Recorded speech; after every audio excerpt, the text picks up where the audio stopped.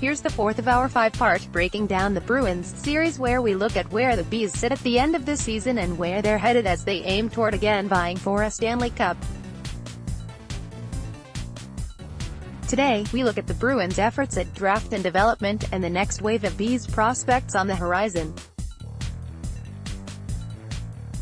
Part 3, a look at the salary cap picture. The Bruins put a lot of faith into their drafting and the development the past few seasons as Don, Sweeney and Cam Neely took full control of the operation, and it really came to full fruition this season. The Bruins opted to only sign minor league journeyman Kenny Agostino and Paul Postma on the July 1st opening of NHL free agency last summer, and left a pair of top 9 winger spots wide open to their group of young prospects. Eventually, Jake DeBrusk and Danton Heinen claimed those spots, and both had strong rookie seasons, with DeBrusk putting a punctuation mark at the end with the way he performed in the Stanley Cup playoffs. It was a gamble to leave a pair of important forward spots open among their young forwards, but Bruins management correctly had the faith and knowledge they would be up to the challenge. Anders Bjork and Ryan Donato had their moments as well, and both Bruins wingers should be heard from again next season. As far as Bruins rookies for next season go, Donato probably has the best chance of any of them to make a seismic impact with the black and gold, where his goal scoring and defense could be difference makers. That doesn't even get into the Bruins moving 20-year-old rookie Charlie McAvoy into one of the top pairing defenseman spots for this past season, or rookie Matt Grzelcyk nailing down the bottom pairing D-man spot. Basically, the Bruins put a lot of trust into their young players, as they hadn't always done under the previous coaching regime. That trust was rewarded with the league's best production among first-year players. A whopping 8 Bruins scored their first career NHL goal in this season's magical 112-point campaign, and it was a tremendously prominent trait for a team that did an ideal job of merging older and younger players. We went into the summer with the plan of being younger and faster and building around our core, or adding to our core with a younger group, and I felt we did that this year, said Bruins coach Bruce Cassidy. We allowed these players the opportunity to be Boston Bruins, and I think some of them certainly met expectations, and some went beyond that with our younger group. I think it made us a better team, harder to play against. Clearly, some younger guys fared better than others in the playoffs, but that is to be expected with such a large contingent of inexperienced NHL talent. It shouldn't discourage the Bruins from continuing to introduce a newer wave of more prospects and youthful talent to the fold. That's exactly what the Black and Gold plan to do again next season. It remains to be seen which areas of the Bruins roster will provide openings for the young guys, but there are a few spots where youth might definitely be served. The most obvious and glaring would be at third-line center, where Riley Nash might just price himself out of a gig with the Bruins after posting career-high offensive numbers. When a team is managing it properly, it's simply the way of the NHL salary cap that veterans price themselves off teams and are supplanted by inexpensive rookies. The Bruins should have multiple internal options to replace Nash next season, whether it's Jakob Forsbacka Karlsson, Trent Frederick, or even a promising youngster from junior hockey like Jack Studnicka. JFK had injury problems that limited him to 58 games in Providence this past season, but he managed 15 goals and 32 points while playing in every situation for the P. Bruins.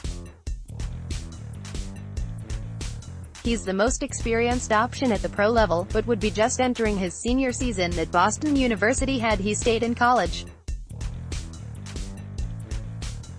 Forsbacka Karlsson could be the kind of two-way player that might mesh nicely with Danton Heinen and David Backes in a third-line role, but ideally, he'd get a little more seasoning in the all before his next call-up to Boston.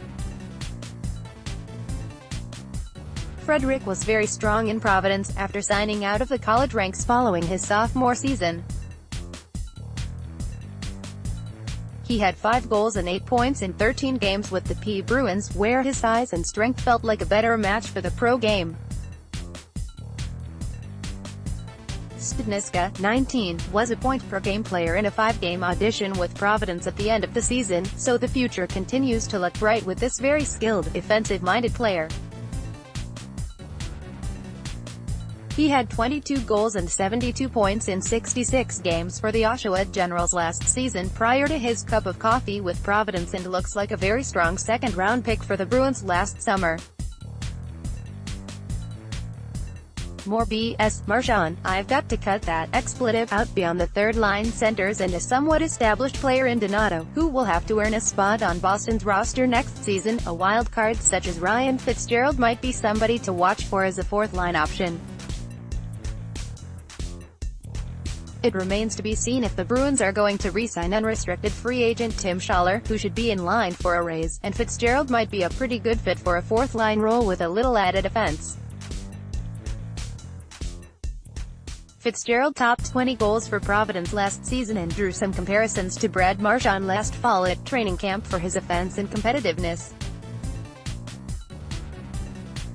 Well, just as Marchand began on a fourth-line role, it might be the same for Fitzgerald next season as the Bruins work to piece together a new energy line that didn't quite get it done versus Tampa Bay in the second round of the playoffs. There are also younger D-men Jakub Zboril and Jeremy Lauzon who could finally break through next season, with the role clearly there for the Czech-born Zboril, 20, if he can realize his potential as a frontline top-4 defenseman. Zboril had 4 goals and 19 points in 68 games for Providence last season and had a strong second half to his season, so there's clearly still hope there, even if he may never live up to D-man names like Noah Hanifin, Zach Werenski and Ivan Provorov drafted before him in that first round. Clearly, there will be some spots open for competition even as the Bruins return a core veteran group and a large group of established NHL youngsters, but Sweeney said as always that it's up to the young guys to play their way into jobs.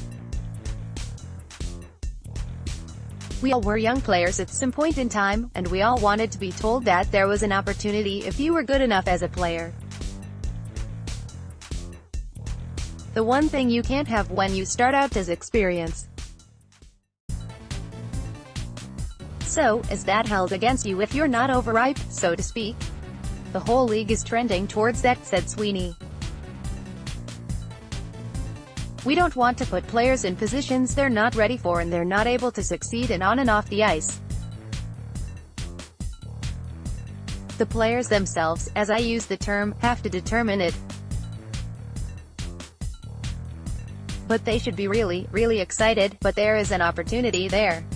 If they're a better player than the player in front of them, they take the job. If they're not, they have to go and learn what it takes to earn that job. We have players that had positive years in Providence. Austin Charnock had a really good year. He could come in and take somebody's job. He's a pending Group 6 free agent. I can go through the whole list of players I'm sure you're referencing, whether it's Jakub Zboril, whether it's Zach Senyshyn, whether it's Frederick coming out of school. We are cognizant of every one of them and sort of where their potential trajectory is. Our exit meeting with Forsbacka Karlsson, as an example of a guy who had a tough injury and missed a stretch down there. They've all made good progress, but when the rubber hits the road in training camp, you've got to take someone's job. That's what we try to tell them. Prepare for what's in front of you and your opportunity will be there. There's no absolute certainty, even when you draft a player. Buffalo is really excited. They have the first overall pick. That guy could be a potential generational player, and I'm sure they're excited about it, and we're excited about our young players. But the player himself will dictate it. The opportunity will be there. Nobody is boxed out. We have depth. Hopefully, we're going to continue to add to that in our organization, because you need it. More Haggerty, Pasternak shows he's ready for NHL superstardom perhaps. As Sweeney said, Charnock can finally nail down a regular NHL job after earning All-Star honors in Providence, and certainly, Senyshyn hasn't completely fallen off the radar after an inconsistent first season as a professional player. Still, they might be toward the bottom of the list of an impressive collection of young talent that will be providing the Bruins with another energetic wave next season, ready to take them to bigger and better places.